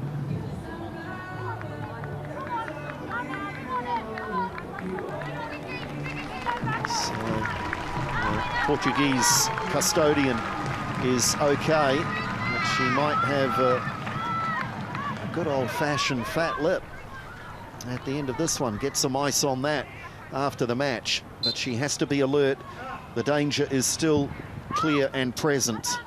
And that one, is that off the top of the crossbar? I think it was, but it was always going to go out. That's in the 87th minute, you've got to be having a ball that gives your teammates a chance to be able to get something on frame to cause some confusion. So while it might have hit the top side of the crossbar, I think it was never in doubt that that was going to go over. Yeah, just move your margin. Just give yourself 2 or 3 metres, because with a player like Varley, as we saw from the previous corner, give her a chance to get on the end of it. Longo, her composure, her ability on the ball will be crucial in these closing moments. Chelsea Blissett with the header, and this time is it Mania Elliott that's come off second best.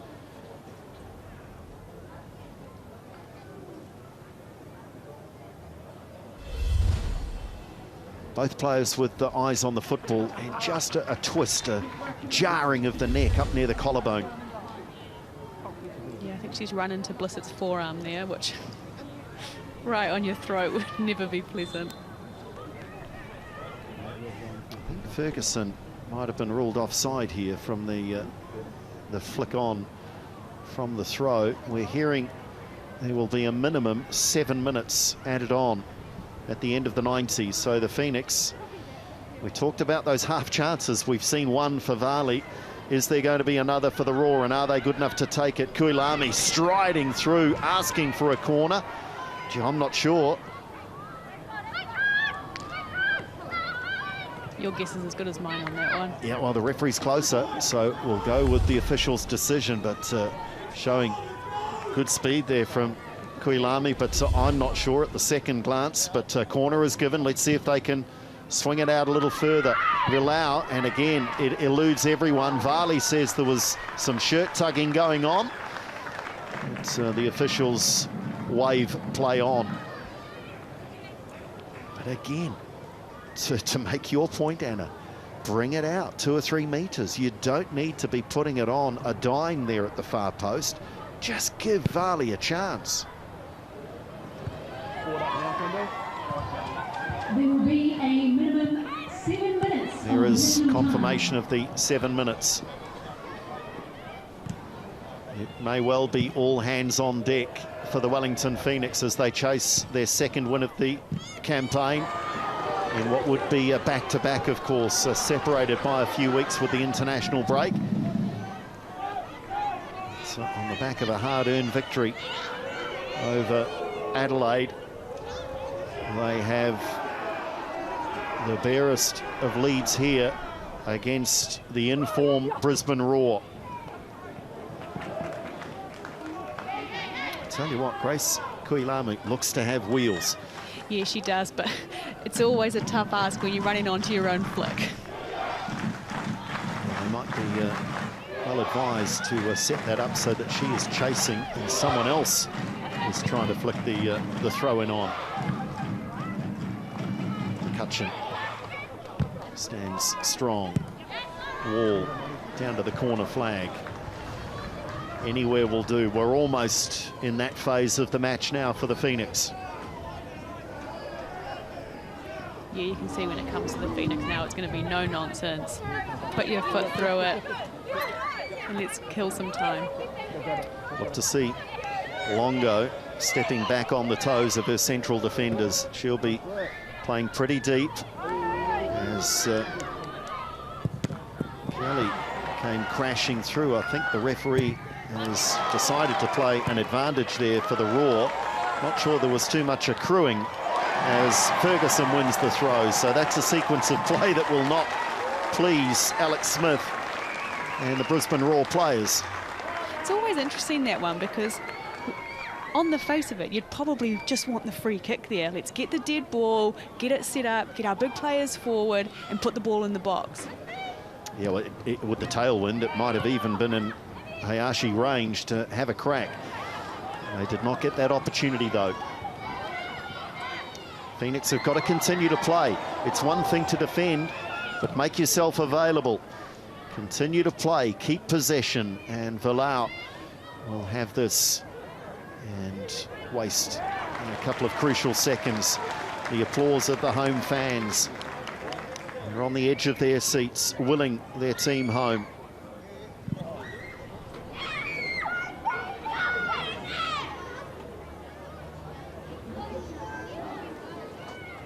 Elliott throwing herself into the cause.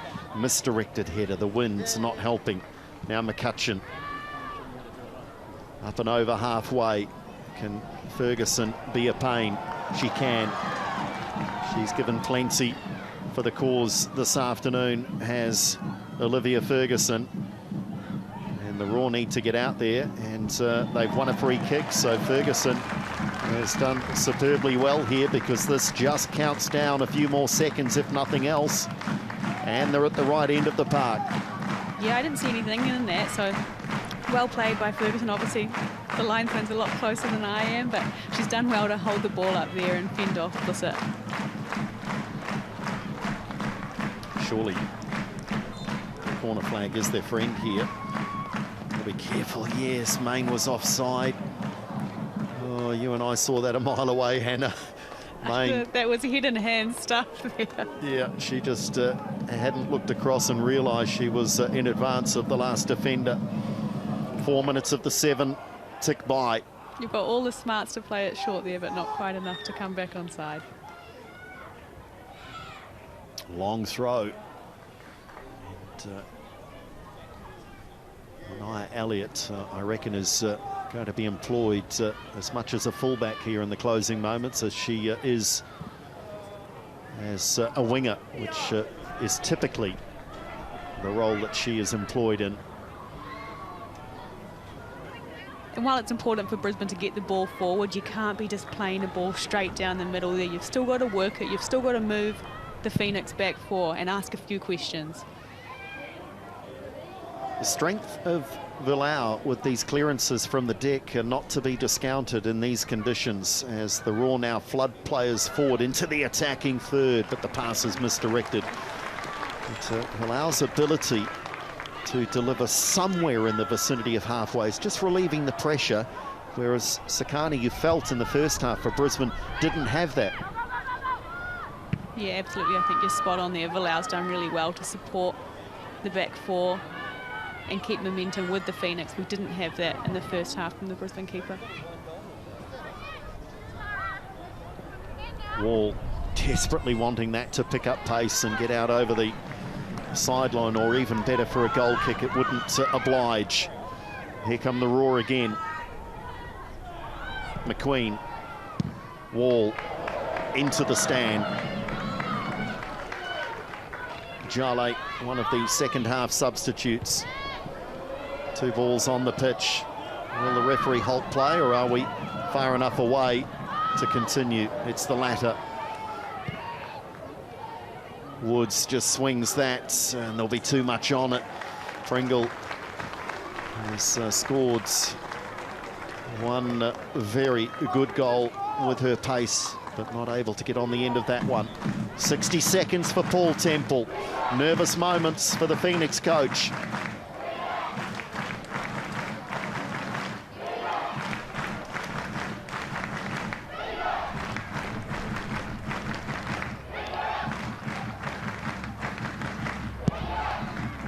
Driving that into that wind again, Willow. McCutcheon over halfway. Precious seconds again ticking by. Paul Temple asking the 4th official on the sideline, how long, please? Haven't really had any interruptions in time added on, so you would think we're going to be pretty tight on the 7-minute mark. Are the Phoenix going to upset the Raw? 11th on the table, playing second. Headed away. It's a throw. It's the lesser of the two evils, had it been a corner. Stop the cross. There is the final whistle. And look at Annalie Longo. Her double secures all 3 points for the Knicks. And they do go back to back in the Ninja A-League. And they're well and truly picking up momentum after 3 losses to start their campaign. Meanwhile, the Brisbane Roar, any momentum that they had well and truly has gone. The Wellington Phoenix 2, Brisbane Roar 1.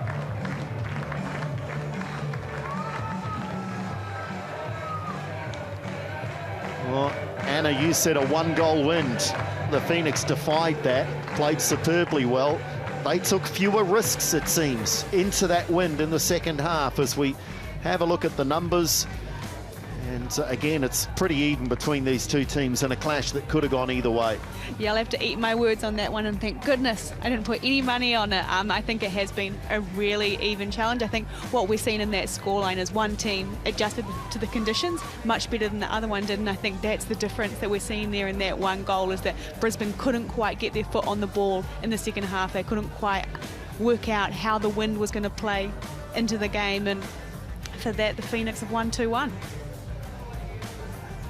So Brisbane Roar will stay there or thereabouts towards the top of the table, but these fans are going to celebrate into the night here, having witnessed a really good performance by the Wellington Phoenix in Porirua this afternoon. I believe we have the skipper and the goal-scoring hero, Annalie Longo, with us. Annalie, a double. How many times in your career? Anna and I were saying, how many times has she had a hat-trick? How many times have you had a double? I'm not sure, Andrew, but yeah, absolutely elated. Obviously, we had to fight and battle hard for that win, and obviously we wanted to kind of keep that momentum from last week, and yeah, it's nice to get another 3 points. Yeah, and tell us about the goals, and we might have a look at them now while we're talking to you, but the first was that high press working in your favour, yes?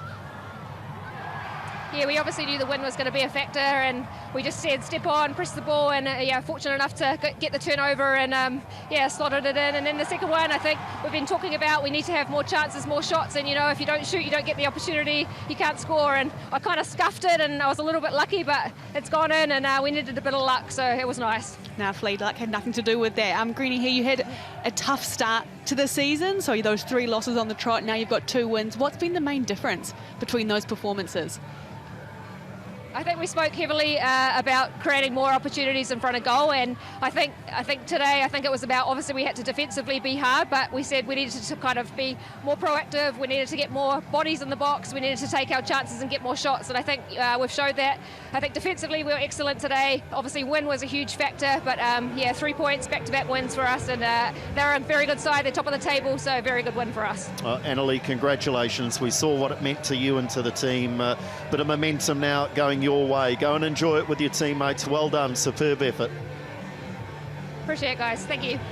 So let's have a look at the table. The Roar stay on 9 points. They're still towards the top of the table, but the Knicks are rising into a 7th place with those back-to-back wins. 6 points now for the Wellington Phoenix. Well, the Wellington Phoenix have their 2nd win of the campaign. On behalf of Anna and the entire team here in Porirua, we hope you've enjoyed this coverage of the Ninja A-League. It is the Wellington Phoenix on the back of 2 goals to their skipper, defeating the Brisbane Roar 2-1.